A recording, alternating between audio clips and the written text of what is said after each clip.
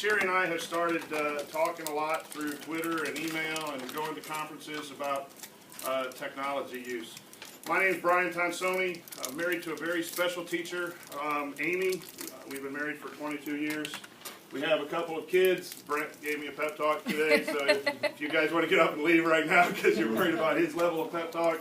And then my other son, which I like to brag about, you know, he called and wanted you guys to know that from Bloomington, he wanted to make sure that you got the real story, that I don't know anything. These are my pride and joy. I also share them because they're two distinct learners. This guy can learn anything in his sleep, and the other guy needs hours upon hours. And part of what I'm sharing with you is to give you maybe some thought about how technology might help different learners. So not only are they great kids, but I think Brent has helped me be a better teacher with his struggles to take into my classroom. And for that, I will forever be in debt. I'm going to run this meeting somewhat like I run a class, which means chaos is good. Okay, so feel free. The first rule I do is if you do have a cell phone, put it out so I know when you're using it, and I don't mind if you use it. Okay, that's how I run my classroom. Even though we're not supposed to have cell phones in my school, we use them. And I think it's my job to help students manage their phones. Know when to text, know when to Snapchat, know when to do some things. You guys might have children who are on their way home, and if they text you, you need to answer it. This is a professional setting. Please use your cell phones as you need. If I'm boring, use your cell phone. Okay, I think that's real world application. You know, so also I am going to I'm going to share with you. I'm not going to teach a whole lot. I'm not going to get into the meat and potatoes of how to do this piece of technology or this piece of technology. I trust you to be great. You're in this profession because you care about kids, you care about your content, you care about a bunch of things. I'm going to throw some things out there, and then my goal is for you to go back and over the next 2-3 months think about, yeah, maybe I can do that, or this is what it looks like at my grade level. Because I'm a high school teacher, and if you're in middle school or elementary, it might look a whole lot different, so who am I to tell you what to do? I'm here to show you what I've done in my journey, and you to say yes for this, no for this. If you find something that we talk about that's interesting, and you want to play around with it, and not listen to for 10 or 15 minutes, but you're trying out one piece of technology, by all means, I think that's how you learn, and that's not going to offend me that your eyes aren't on me. So as I give you some pieces, and you're like, I think that's pretty neat, I want to see how that sets up, type away. If you have questions, we have some ways that I can answer them without raising your hand. And so here we go. Let's start with the cell phone. I haven't done this a whole lot, but I keep a notebook, and we require students to write down what's the daily agenda and assignments coming up. And because of our cell phone rule, I've gone away from this a little bit. But I used to have a classroom QR code that we could generate, and the students would walk in with their phones. They would come up here, zap it off their phone, and their notebook would be updated. They'd hit copy, take it to a Google Drive document, and boom, they're done. It takes, 15 seconds. This looks like, and again, how you want to take notes or whatever, this is a Google app. It's called the QR code generator, and it is of no cost, and with your school Gmail, you can go find this in the App Store, and you type in what you want, and then you save it, and you have a QR code, and you go print it out, and you can, actually I had a piece of paper. What's nice is, if this will, when I sign in here, once you make a code for history, econ, AP history, the code stays the same. So you can print out the code one time, and then all I have to do is update this page, and that code will always go back to this page. So you can see the number of hits in a semester. I think that tells me a lot too.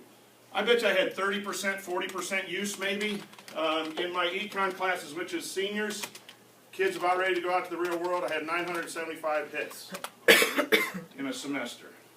And my whole goal is, if it's good for kids, then I want to do it. If it's good for 5 kids, I want to do it. This literally, when I got the hang of it, would take me 3 or 4 minutes to update this stuff. The codes were on the wall. I'd sit down when I get in, get a cup of coffee, update this, and be on my way.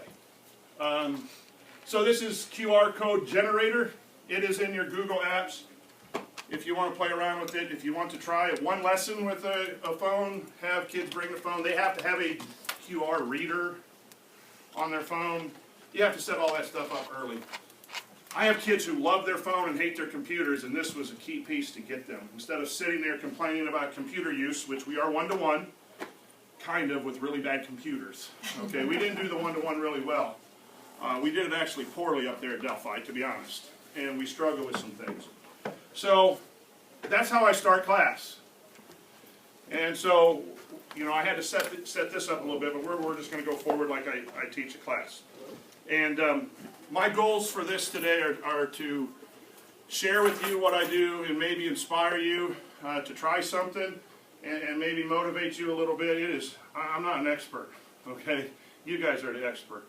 And before I get going in the teeth of this thing, the best thing about the classroom is you. And don't let anybody tell you it's not you, the teacher.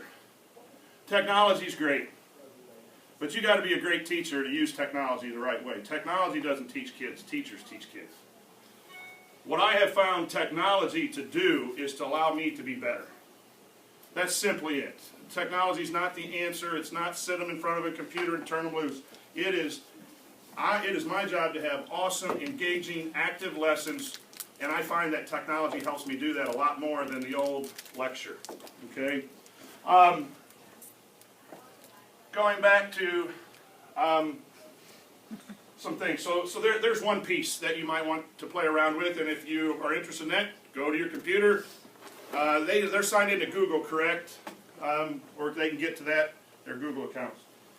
So, again, if you want to play around with that, feel free to play around with that. I play music quite a bit. I know Chad plays music a little bit, and a lot of my stuff is stolen, so I'm going to do the plagiarism thing right here. Someone gave me these ideas. I'm just trying to put them to use, so I thank everyone who I stole stuff from. So that's my plagiarism. The other day, Mr. Hoover, our middle school teacher, sent out a 3-minute video about engaging students, and it was about playing music at the beginning of class, and it was about, you know, and I'm going to get in trouble here already, but he said, who needs objectives on the board? Well, we do because we have a RISE evaluation, but who needs objectives on the board when you can do pictures? Okay, so he says if you have to have objectives, put the objectives on the board, but you want the kids to be engaged when they walk in, try pictures and captions. And so he gave an Apple site, and he gave this. This is Jing.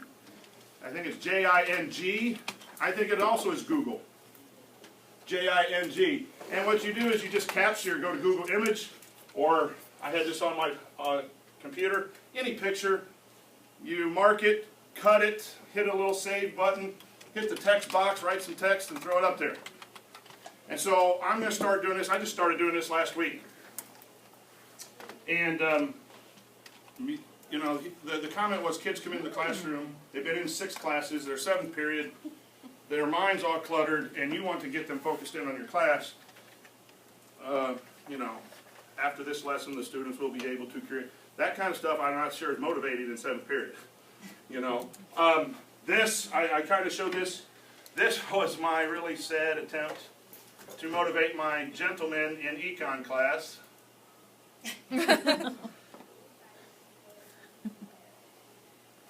Beyonce, budget time, you know you want to take notes. And then I left Beyonce up like this, and I was teaching, and I had more concentration on me. Well, it wasn't on me, but they were looking my direction. They were looking my direction the whole entire time. Right now, before you ladies get mad, I will also say that we had, where's this gentleman? We had this gentleman show up in our classroom. He is so pleased. There, Ryan Gosling, let's get this voting philosophy thing done. And so the girls were paying attention in history, the boys in econ, we got to keep flipping that around. Okay, just a little something that grabs their attention. And I heard one student say, someone ask him why that's up on the board. Someone ask him. And half of what I do is to trick people into paying attention. And Chad will test, I don't know what you teach, but U.S. history, my gosh. We can get into some real boring stuff real quick. I mean, real quick. So I play music. We have pictures and things of that nature. Okay. This is something too, if you're interested in. If you have shy students who won't raise up their hand, and now we're supposed to cold call on them and all that kind of stuff. But these kind of things, and there's millions of these. It gives people a chance to, from their seat, ask questions.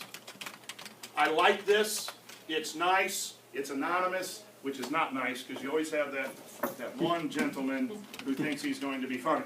And then it ruins a great conversation. So you really have to set it up and encourage maturity. And again, if you're elementary, you got, maybe it's different.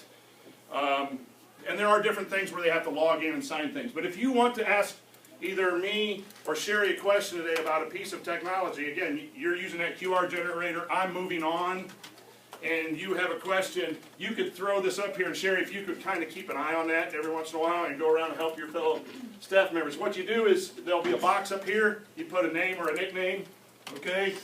And, yes, thanks, you're welcome. Okay, so someone thanked me, we don't know who it is, and it gives quiet people a voice. Okay, is there a code to join your room or anything? I think you just got to type this in, todaysmeet.com/Rossville Tech. I'm not sure. Is that correct? That is. It does. You have to put a nickname in to sign in. So if you look here, you can see it shows that it's me, but it doesn't. Like I didn't see that. I could have put something different. Okay. I mean, it doesn't control what name you put in there, but. Substitutes. Like if you have a day off with a sick child, and it's always crazy. I was with my mom when she had replacement knee surgery, and I was in the waiting room, and I was conversing with my students in my classroom. So I was teaching from Elkhart Hospital. I was teaching my students. They would get on here, Mr. Tonsoni, I'm not sure what we're supposed to do today, and then I would talk with them on today's meet.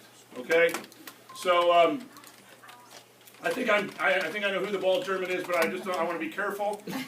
Okay, yeah. So, and again, you can get into a discussion maybe if you're in a discussion class, or simply, does anyone have any questions about this project?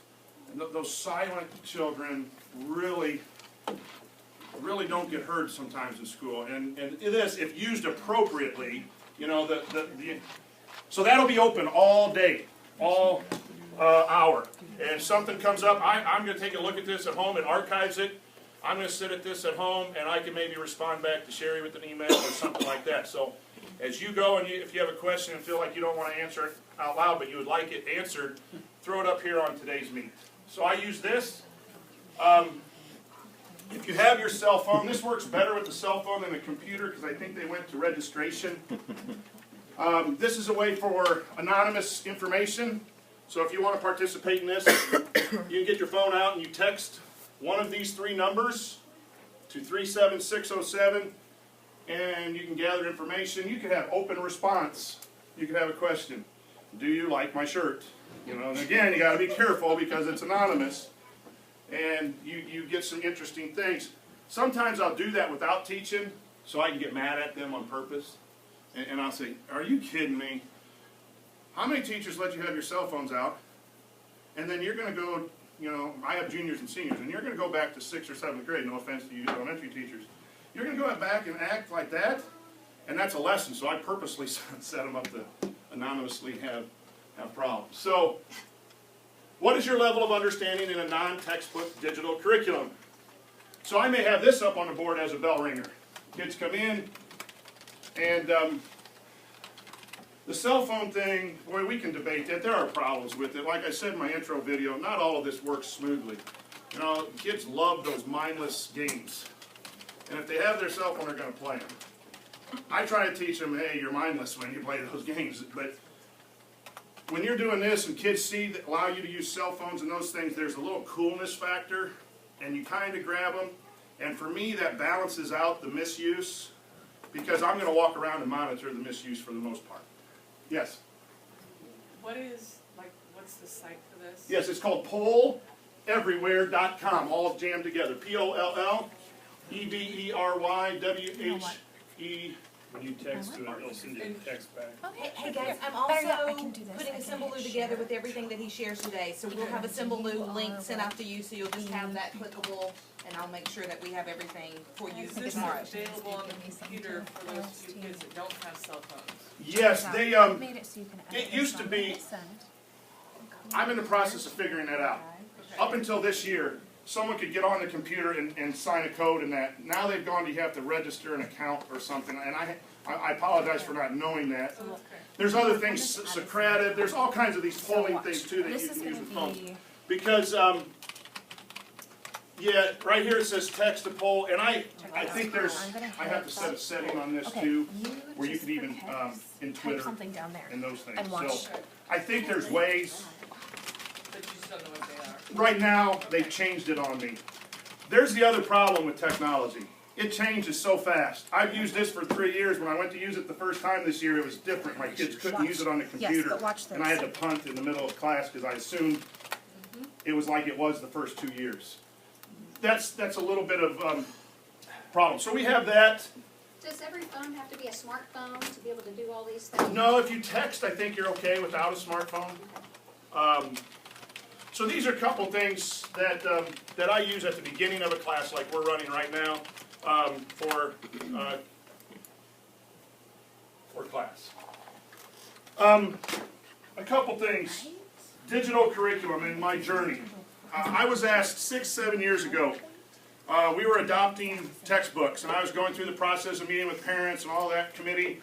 And my principal said, "Hey, what about going next year without textbooks? We don't buy textbooks, it's 100% computer." And it was like 2 weeks before summer, and I went, "Okay, yeah." I mean, that's all I had looked into. I said, "Okay, yeah." The first 2 weeks, I didn't even have a router in my room. So now I'm teaching U.S. history with no computers, no Wi-Fi, nothing. It was not necessarily, wasn't well planned. I love my principal for doing that. He has since moved on. But once it got going, it changed me. I love teaching. Now I really love teaching.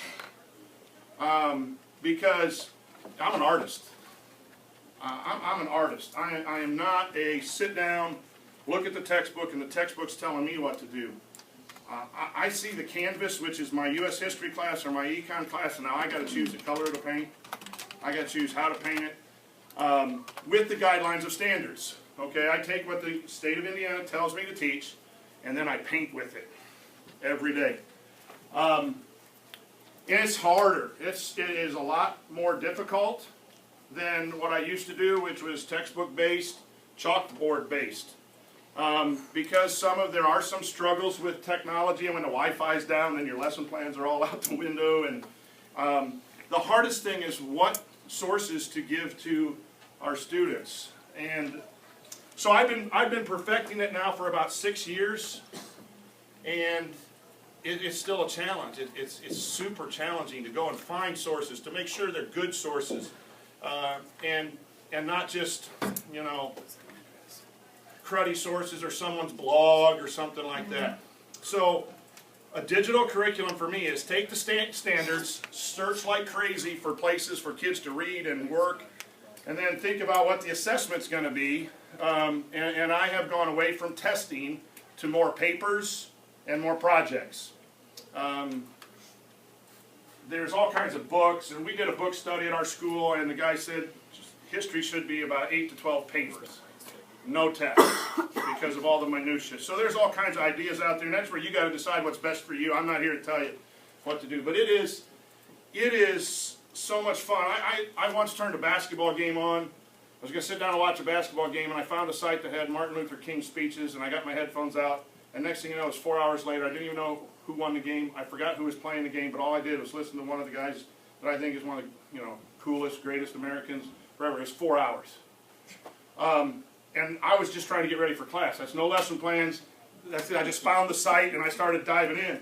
And that opened my mind too to if I'm interested in something, I spent 4 hours, what if I match up my students to something they're interested in? Now again, I can't tell you what that looks like for math or chemistry or whatever. I can tell you what it looks like for history. So I have spent time here are my U.S. history bookmarks. Okay. Here's voting, and I can actually tear these down. Right? What's that? She wants those. I can probably I can export these and send them to you. Right? That would be amazing. There's the King Center. We just did a unit on voting. Here's a political quiz that they can take and it tells them where they're aligned. Procon.org lists a bunch of controversial issues. This conservative versus liberal beliefs was great for kids to understand what to vote. It had 25 main issues with paragraphs, the liberal view versus the conservative view. And I tell you what, I answered more questions that day as they were reading through that. But these are, you know, I have my econ things, and like I said, I have more that aren't on here. Here's my war unit. Here are all my school tools. You know, there's Poll Everywhere, Rossville Consolidated School District. All of these things are tech things that I can use either to teach or students can use. So it's a curate. My job is now is a curator of information. I go home, I get my laptop out. Amy gets mad at me, my wife, because I have my phone, my iPad, my laptop, and I have 2 TVs now because I have the DirecTV Genies, so now I can have a college game and a pro game on, and that's what I do for 4 or 5 hours. I curate stuff and I look for stuff, and I think that's pretty cool. Here's a couple things that I stole from someone. How do you pronounce George? Is it Kuros? Kuros. He was in Lafayette this summer for some conferences, and these are some quotes, and some of these quotes were pretty damaging to me, so they're not nice quotes because they really make you think a little bit. Are schools teaching for yesterday or tomorrow? And that's a big shift that I think education has to make. The tomorrow that's out there, the jobs that our students are going to have, we don't know what they are yet. And schools are one of the professions. The critique I have, it's one of the professions that doesn't have research and development wing. You know, we are whoa, show me 8 years of data that it works before I try something. That's just the way we are. And then you add technology with most people who are my age in their 40s. Whoa on technology, right? And it took my wife like 3 years to get a Twitter account. Now I can't even talk to her because she's buried in her phone. Here's another one he said. Isolation is now a choice that educators make. We make a choice that when kids come to school, it's isolated from the real world. We don't allow the real world in for a variety of reasons. He was really big on innovate, create, and voice. And I will tell you the secret with technology, it helps you this. Kids love to create. You're doing skits right now, right? We have a War and Peace simulation going on. If you were here early, I have a couple songs. I had a student spend 7 hours on a U.S. history project to write a song about his political views. He wouldn't have spent 7 hours on paper. Mom emailed me, thank you, whatever you did. This is a solid honors kid, but he spent more time doing it. Innovate, create, and voice. And I would add choice to that. I've gone a lot to student choice, and I tell you, it's not fun. I'm not going to lie to you, because you got a s'more coming in, you got a song coming in, you got a pan of brownies coming in, then you got some girl wanted to come and give me a speech during my prep period. She likes speeches. So in one unit, I have like 19 different things, and then how do you grade a pan of brownies? Right? You come back, how do you grade a pan of brownies? That was her choice. She made the choice. What I'm trying to do is sit down with students and say, you know what, this was good, this wasn't very good. Let's try the next time to be a little bit better in your creative, understand the seriousness of a project. So anyway, innovate, create, voice. And here's what George said that really hit me. Are kids creating because of school, or are they creating in spite of school? So when they come in here, do we stop creation and then at 3:30 they're home creating their YouTube and they're creating their coding and they're doing all of those things, and when they come in here at 8 o'clock, are we stopping again? And again, I'm not saying that towards Rossville. I'm saying that education everywhere. So what digital curriculum means to me, get my standards out and then paint that picture every day of what we're going to do. And I really go backwards. I really go, what kind of activity do I want? What standards best fit that? And then we go from there. So I want to reiterate, the teacher is the most important. You can be a bad teacher with technology. It depends on the lessons, right? And that's where you guys got to dig deep. And we saw Dave Burgess at a conference just a couple weeks ago wrote a book, Teach Like a Pirate. And I've never seen a guy so fired up ever. I mean, I was tired after his keynote speech. I wanted to go home and take a nap. And I wanted to be like this guy. So I came back that next week and I did some crazy things. We were doing voting, introducing the voting thing. Kids had to show me a school ID or driver's license to get in the class. And if they didn't have that voting ID, they couldn't come in. They had to go to the library and do an assignment.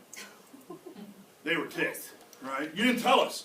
Well, you aren't allowed because you don't have a voter ID. You don't have an ID. Then we researched the voter ID law. Well, they were mad at me. Well, why didn't they do the assignment? Well, okay, now we're going. I slept for 4 hours that night.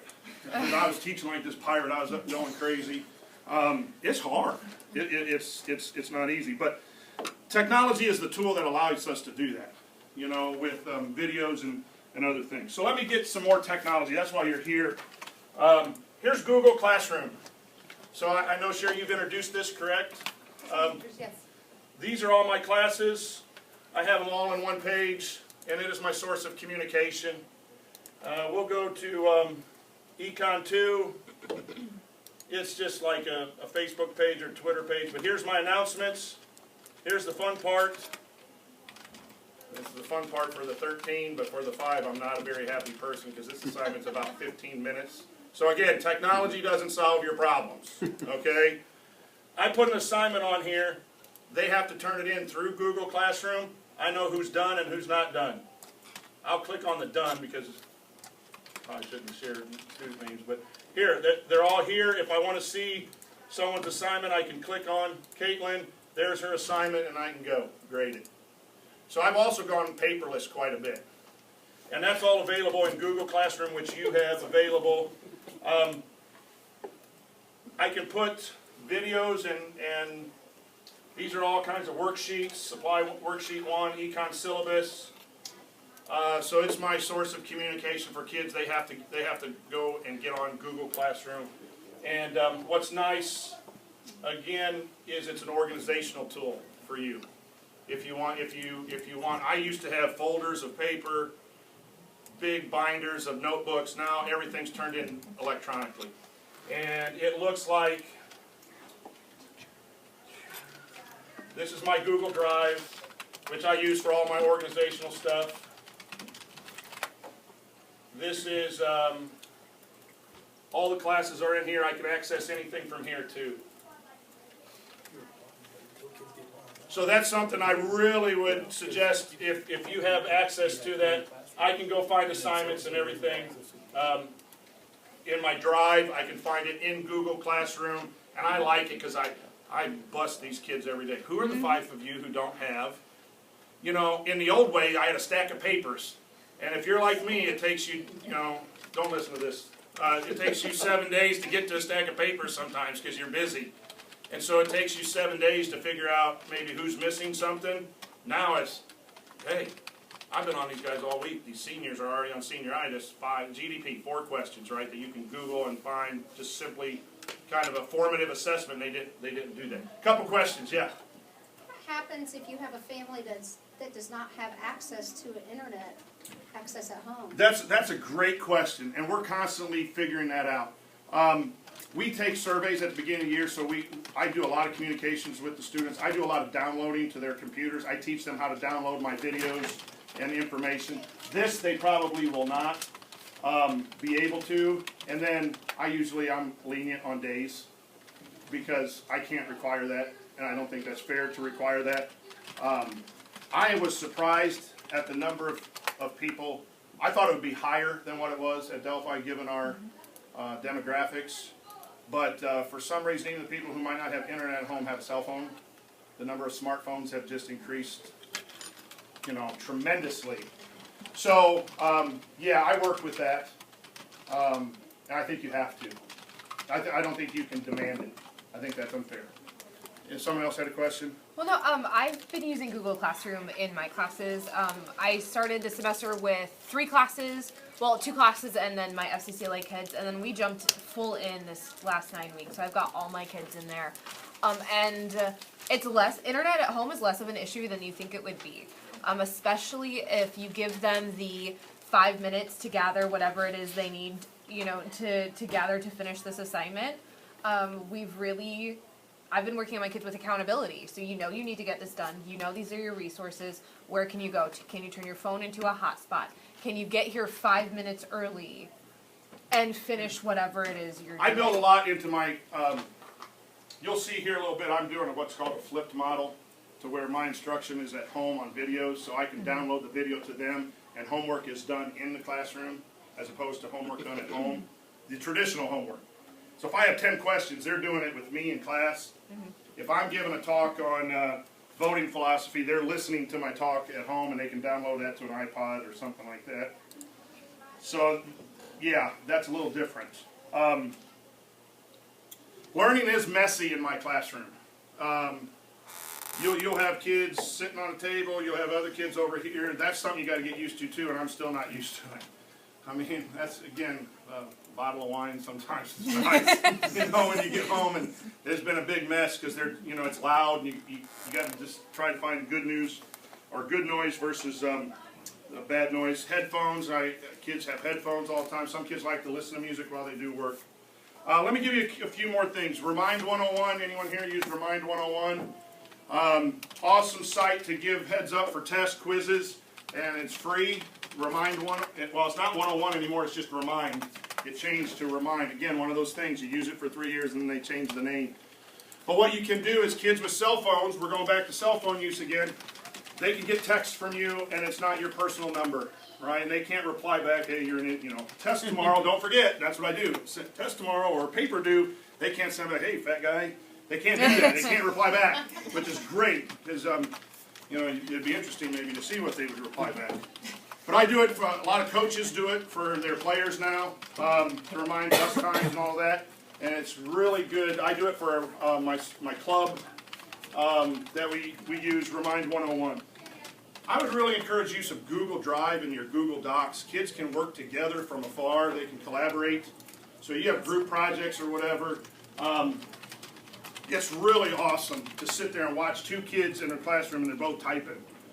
You can do projects that are PowerPoints and Google presentations, but play around with your Google Drive for organization purposes, collection of work, and this is what it looks like, right? And it's a great organizational tool. Let me show you. I'm really big on podcasting and podcasting and those things. Let me show you a few examples. And again, I like to create, you kind of saw it if you watched the video I sent with you, it took me about an hour to put that together to find a song and throw that, but here is, am I hooked up to sound here? Yes. Good.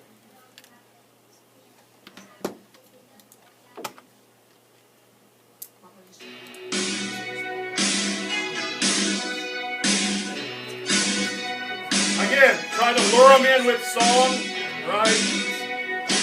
Now I need a better picture. That's not well done. It's coming. Promise.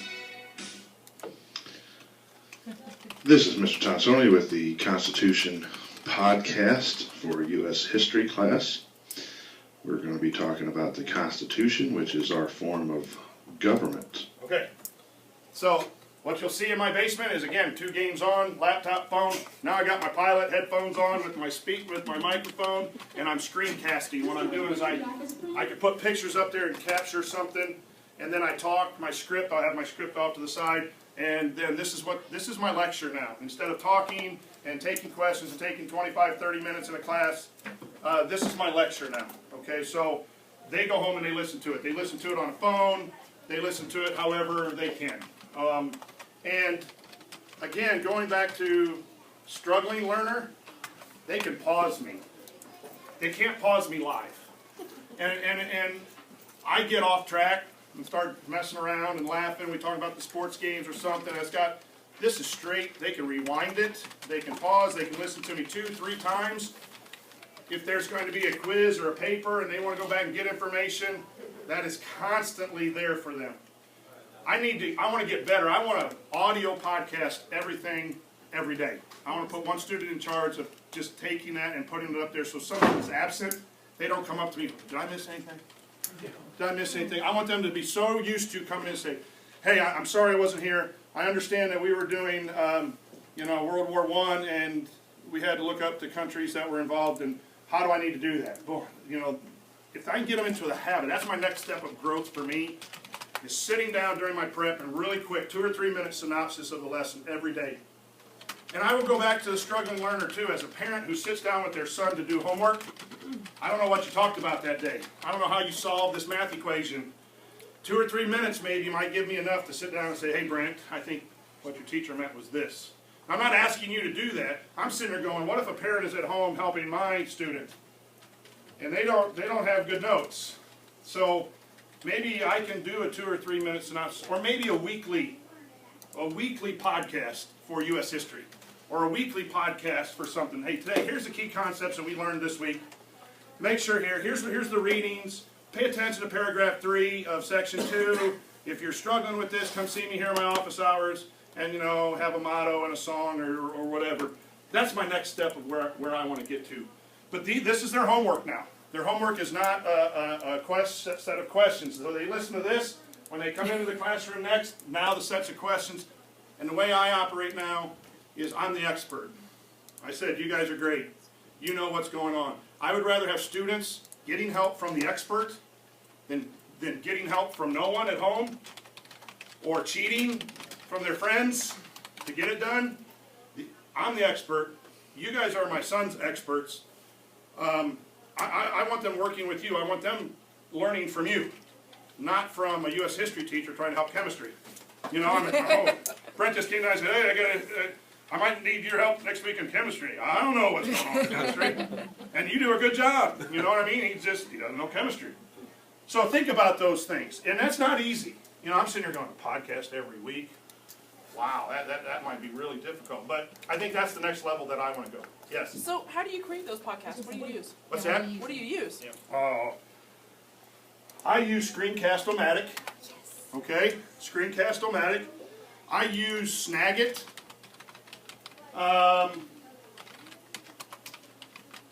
got a free version of a really great editing thing called Camtasia. I went to a flipped classroom conference in Minneapolis, and I got a free version. It's like $270 per year or something. Isn't it crazy? But it's got all the bells and whistles. I mean, I can spin stuff, and I can merge in song, and it's great. So I use Camtasia a lot. I think you can do like a free, maybe a 30-day type trial Yeah. with it and like record as much as you can get Google- done. Seriously, Summertime. It's really. Google has WeVideo, but you're only allowed like 15 minutes a month. So these videos are like 7 to 10 minutes because everyone says they don't pay attention after 7 to 10 minutes. And again, take that back to your classroom and think, man, I talked for 30 minutes today. And these kids tuned me out after the first 10. And it's quick. The other thing that you don't have to be good. The new thing with the flip videos, it used to be all about creation. How are you making these fantastic and interactive and all this? And now the new thought out there is just get it on tape. Just get it on tape. I gave my War and Peace instructions on just an audio podcast using Audacity, AUD something, ITY, right? Audacity. It's on your Open source.